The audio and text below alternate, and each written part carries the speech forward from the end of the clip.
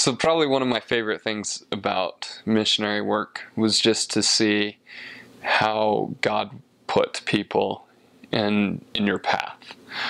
One of my favorite experiences as a missionary with that, me and my companion were in Sarajevo, and it was right around the beginning of December, and we were out tracting, knocking on doors, and we knocked on this one door, and this kid comes out from the balcony up above us, and he's like, "Hey, what do you guys want?" And we're like, is your mom home?" And he's like, "Yeah," and runs back inside, and out comes this lady about 40 years old, and she leans over the balcony and says, "Oh, hello." And we're like, "Hey, we have a message about Jesus Christ that we'd like to share with you."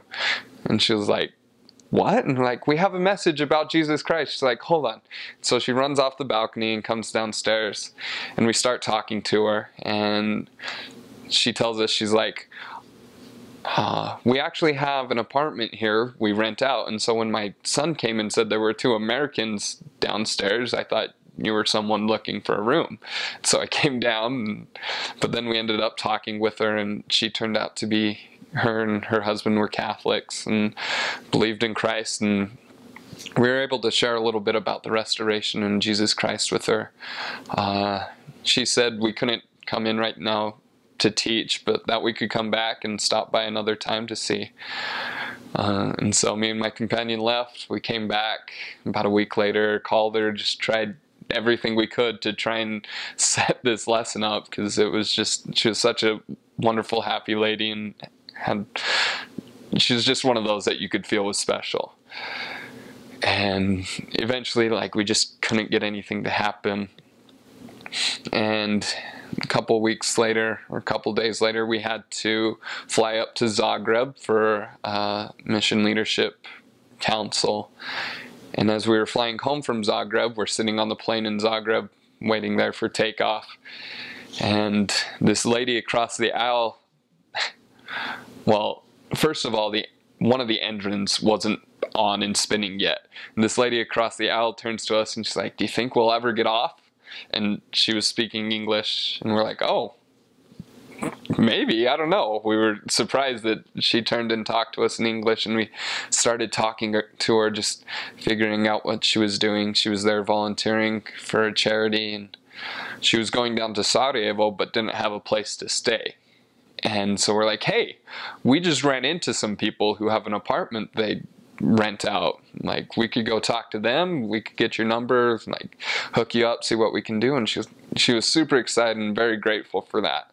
So we go back to this house, and we give them her number, and things get set up, and this lady we met on the airplane actually ends up staying with this family we'd found.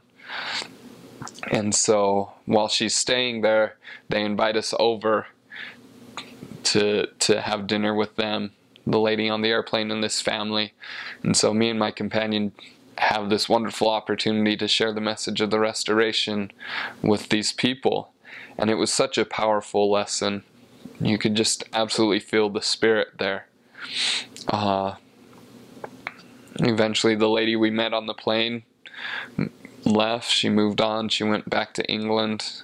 The family that we found, when I left the mission, they weren't baptized, but they were very good friends to the church, and I still have high hopes for them joining the church. But it was just incredible to see how finding someone with an empty apartment led to us talking to someone who needed a place to stay, which led to us sharing this message. And it was just an absolutely incredible experience and testimony builder to know that God really is putting these people in our path so that we can share this wonderful message with them. So this was in my first area in Sremska Mitrovica in Serbia, and it was right in the middle of July, or middle of June. Yeah, middle of June. The weather over there, it was about 100 degrees, plus you throw on the humidity. It was just boiling hot. It was so bad. And me and my companion, we had lessons fall through in the afternoon, and so we decided to go out and knock some doors, see what we couldn't get out of that. And so we knock about 3 doors, no one answers. We get to the 4th door, and there's this older lady out in her garden, and we go up to her and start talking with her, and then she just starts talking just about everything and anything. And I remember standing there, just sweat rolling down my face, thinking, oh my gosh, I'm gonna die. Have my eyes closed for a second. I look up, turn and look at my companion. He's got sweat all in his eyes. His eyes are bright red just from the salt water in his eyes. And then I thought, gosh, if I'm gonna die, he's already dead. He just looked absolutely miserable. And finally, he just interrupted the lady. He's like, do you know anyone that we could teach? When she said no, he said thank you, and we walked away and went and took a little 10-minute break. But it was just one of the funniest experiences of my life to look at him just suffering through that. I feel so mean, but it was, I laughed, and I still laugh. It was great.